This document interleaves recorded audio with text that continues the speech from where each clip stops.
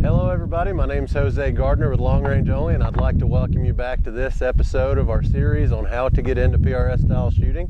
Today we got a special treat in store for you. I had a chance at the JC High Mountain Shootout in Telluride, Colorado to sit down with Mr. Jeff Oder after the Zero range and just have a cool discussion on how we do anything from choosing rifle calibers, upgrading gear, etc. So this will be part one of that conversation, and it'll be all about our rifle caliber selection. Stay tuned.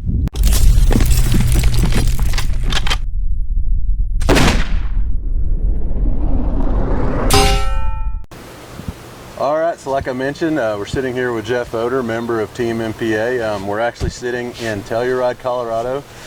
We both just got back from the Zero range for the JC High Mountain Shootout. Probably the highest altitude, most scenic PRS shoot you'll find in America. I'm pretty excited. We'll be running that over the next 2 days. Jeff, why don't you tell us a little bit about yourself? Like Jose said, I do shoot for Team MPA. I've been with them for a few years now. Been shooting in PRS this is my 4th season. This year's been a little bit of a slow start due to some life circumstances, but you know, that's all good and dandy. Right. But looking forward to the rest of the season and running some older gear while I am in the process of putting together some new gear for me. So why don't you tell us a little bit about what you're going to be running this weekend? You bet. Show it to us. So this rifle obviously is sitting in an MPA chassis. It's a Lone Peak Action. It's their Fusion. The barrel is a Hawk Hill barrel. The gunsmithing was all done by Blue Mountain Precision. Scope on it is a US Optics B25. Atlas bipod and the MPA brake. This is in a 6.5 Creedmoor.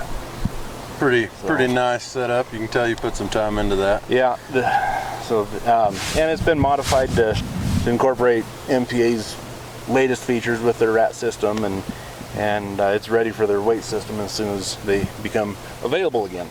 Nice. So thanks for that. And a little gun that you're mostly familiar with from our last video, if you watched, actually run the same chassis, same scope, same trigger. Running an Evo bipod now, but the one upgrade I have made is actually I've got a new barreled action sitting here where I'm actually running a Bighorn TL2 with a 6 PRS. Stepped up a little bit, try to gain a little bit of speed and just try something new. So these are the two setups that we'll be running this weekend. So as you can tell, we're running two very different calibers.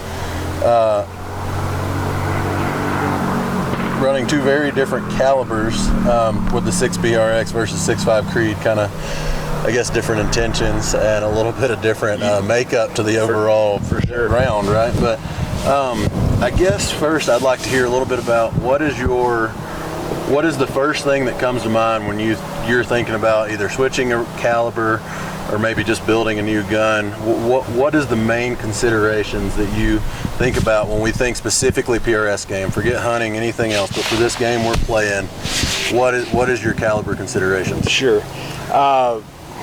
When I first got started, I went with a 6.5 Creedmoor because match ammo was available and it was good enough quality for this game. Since then I've played with some other calibers. I've shot a 6x47, and it has worked well. That gun is currently sitting at home with a bad barrel on it, so burned out barrel. We get there sometimes. Yeah, absolutely. We all get there. I'm getting ready to move over to a 6.5x47. The thing I like about that is that the reloading on it is going to be very easy to find the load, and the barrel life on it is long, and I don't have to worry about chasing that load through the life of the barrel. Yeah. You know, I do reload, so that part of it's not an issue to me. Right. You know, if I wasn't reloading, 6.5 Creedmoor is where it's at, I think. Right. So I guess I'll talk a little bit about what I've done too. So when I first got in this game, I was shooting a factory 308, shooting factory ammo. a little bit of stubbornness in me, along with maybe the Marine in me and that love for the 308. I actually built my first custom rifle, ended up being a Tikka action with a 308.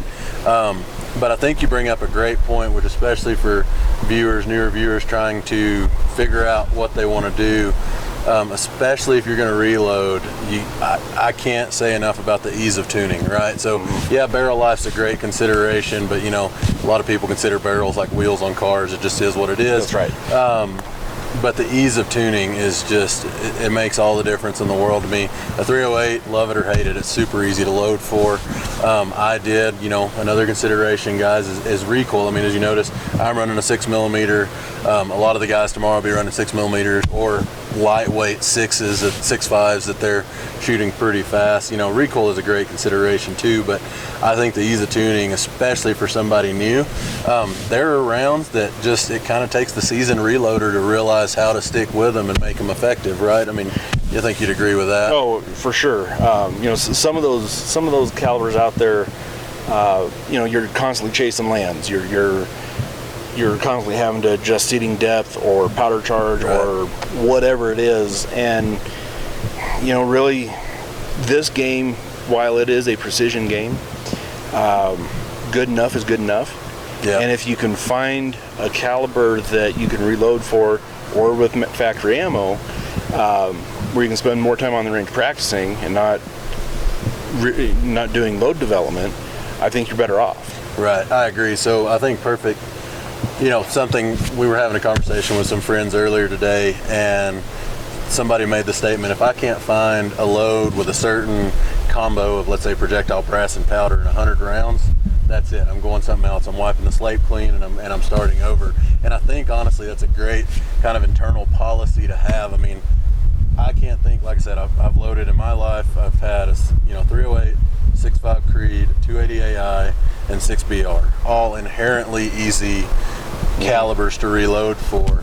And I don't think it's ever taken me over 50 rounds to find a load that I was willing to run in a match. You know? Right. And I think, especially for beginners, guys, I think you really gotta take that into mind. Like, okay, get it right on the first one, learn how to reload on the first one, and then you want to get fancy. You want to do one of these like a BRX where you got a fire form brass and there's certain neck tension and all that stuff comes into it. Do that after you get your feet wet, right? And if you want to jump in, like I said, I'm never going to tell anyone how to spend their money. I'll just give you some advice. But I can't say enough when it comes to me. For me, caliber selection, beyond recoil, especially for PRS, recoil is one, barrel life is one because I'm cheap, but ease of tuning is a major factor when I'm picking a caliber. Absolutely. So that being said, you've ran a couple. What is the easiest one you think you found? What's been the gun that you said, man, I could literally just slap something together and it's going to shoot it? That probably comes back to the Creedmoor for me. I've had to chase the load on my 647 a little bit. My 280 Ackley, love the gun. It took me a while to get the load, but once I found it, it's just been good. Right. So that's another one. I'm getting ready to go to a match here in 2 weeks with that gun, and don't have to change the load. I'm just going with it. That should be fun, yes. A couple things you hit on, with the recoil management. That going to the 6, for sure, it helps with recoil management. What I think we're going to see in this game is a trend back towards the 6.5s and heavier guns, so that you can still manage that recoil, because right. This game is a game of recoil management. Right. And I agree with that, and we'll get there more in a little bit, but just for reference, I've put my gun empty, no mag, but bipod and scope and all that junk on a scale at like 19.2 pounds. Jeff's running a very similar setup, and honestly, we have a friend, Depp, who's running an identical setup with a weight added system on it. He's running a 24-pound 6mm. I mean, at the end of the day, weight only sucks for hunting. Like in PRS, weight is beyond your friend. I mean, weight is your ally. Yeah. And I agree with that. I could see that. Yeah. I mean, honestly, if I had to think about it again, my next one, I may go back to a 6.5 shooting 123 super fast and go with a heavy gun. I mean, that's not a bad strategy to have. The other side of that, though, is that a match like this, it's going to be a field match. you got to carry that all day. Yeah. Yeah, but that is what we're doing a couple miles. We're not doing 10 miles. Right. And you're doing them intermittently too. Yeah. But no, that's a great point. But so then, we sat here and chatted a little bit about how we approach, I guess, the thinking process of this. But for guys that are coming here and really looking for advice, you've got a guy who wants to start shooting PRS, isn't ready to reload, probably won't reload anytime soon, relying on factory ammo, reliable ammo. What are you going to tell him to start in? You have two obvious choices: 6.5 Creedmoor and a 6 Creedmoor. Yeah. For me, for that guy, the 6.5 Creedmoor is where it's at, because that guy probably doesn't have the resources, the funds to go out and replace a barrel in 1,500 rounds. Right. The Creedmoor, the 6.5 Creedmoor will last 2,500, give or take. Probably easy. Especially running factory ammo, maybe closer to 3,000. Right, for sure. If you start into the reloading, you might end up getting, and start pushing it, you might get closer to 2,000, right, depending on barrel and a lot of different variables. Right. There are some options out there that, like the 6BR. It's a long-lasting barrel, but there's one supplier for it, Lapua. Right. And Lapua comes with a price tag.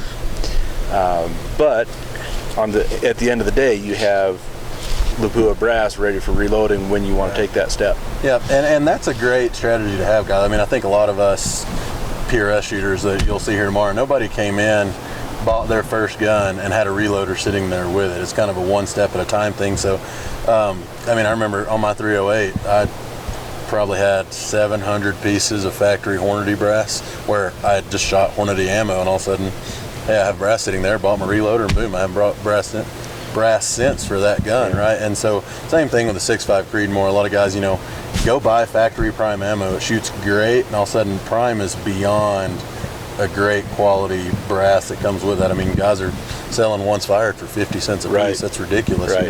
and that's what I shot in my Creedmoor. I shot prime brass, and it's a good strategy to go about it. But I think before we move past calibers, there's one thing that we overlooked, and that's this obsession with speed in a caliber. So tell me a little bit about how you feel about speed in a caliber. Speed's great, but accuracy's better. Like you said, barrels are like tires on a car. They do wear out and they are expendable. You're going to replace it. The faster you push it, the faster you're going to replace the barrel. I don't like to replace barrels. It takes time away from shooting, and it takes money away out of your pocket. So if I can extend the life of that barrel, I will. So I like to find that I like the accuracy first. I'll take the speed second. So I push it to the limit, back it down to where the accuracy is best underneath that threshold. Right. Yeah, and I guess where I was going with that too, that's 100% accurate, but also just when it comes to caliber selection, man, you got guys that, and I'm not bashing on the 6 Creed, you can't argue with the results, but man, you got guys that love that Creed because they think they're going to get some sort of screaming speed. And you look at a BR, let's not even talk a Dasher or a BRX, you look at a BR with a good projectile, and your wind difference at 1,000's what, 0.4 mil, maybe? Yeah. Something just absolutely irrelevant, you know? And did you need it, Right. As compared to sacrificing half your barrel life, chasing your lands. And so, guys, once again, I mean, if you're okay with, if you don't mind, or you have a good setup for changing barrels and you like load workup, personally, I loathe load workup. I'm getting that way. Or actually, I hate breaking in barrels more than anything, to be honest. It seems like wasted rounds to me, but shoot what you like. And honestly, the one good thing, I mean, we can't knock on the 6 Creed. The one good thing about 6 Creed is there's a lot of good factory ammo out there for it these days already. I mean, very true. It's a very trendy, and I don't think trendy in a faddish type. I mean, it's a quality round for a reason, and it's here to stay. And I think there's a lot of good options for factory ammo, but like you said, you're going to be pulling, if you don't pull it to 1,800 rounds, you had a good barrel. That's right. Right. Yeah. And so I think that's Very valid point. Yeah. So another point on the speed thing there is that, when you start looking at the 6s versus the 6.5s, the 6s are certainly going to shoot faster. You're shooting a lighter bullet, smaller case, but your lighter bullet, you're going to run them. Typically, depending on your 6 variant, you're going to run those 105 range bullets up around 29 to 3,000 feet per second. There, yeah. On a 6.5 Creedmoor or a 6.5 by 47, you're going to run 140 at 2750 to 2800. Yep. On average.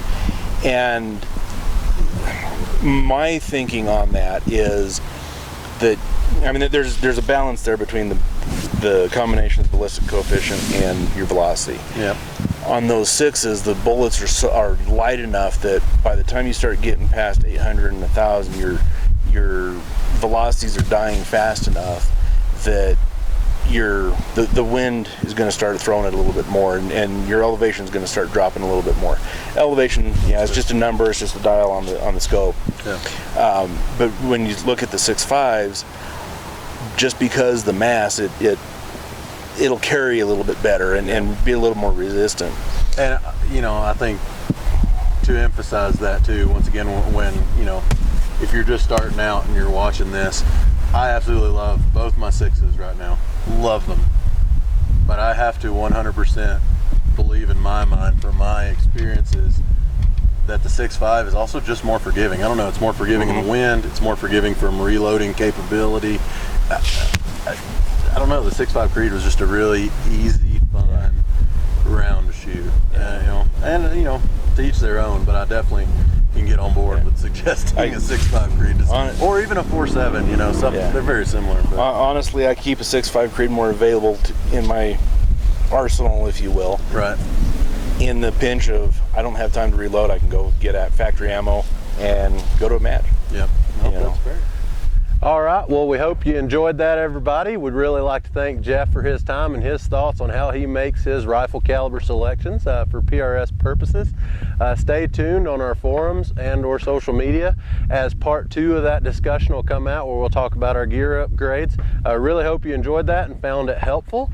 And if you like that, make sure you go become a member of our forum if you're not already, and subscribe to all of our social media, Instagram, Facebook, and YouTube. And with that, thank you for your time. I'm Jose Gardner with Long Range Only. Thanks.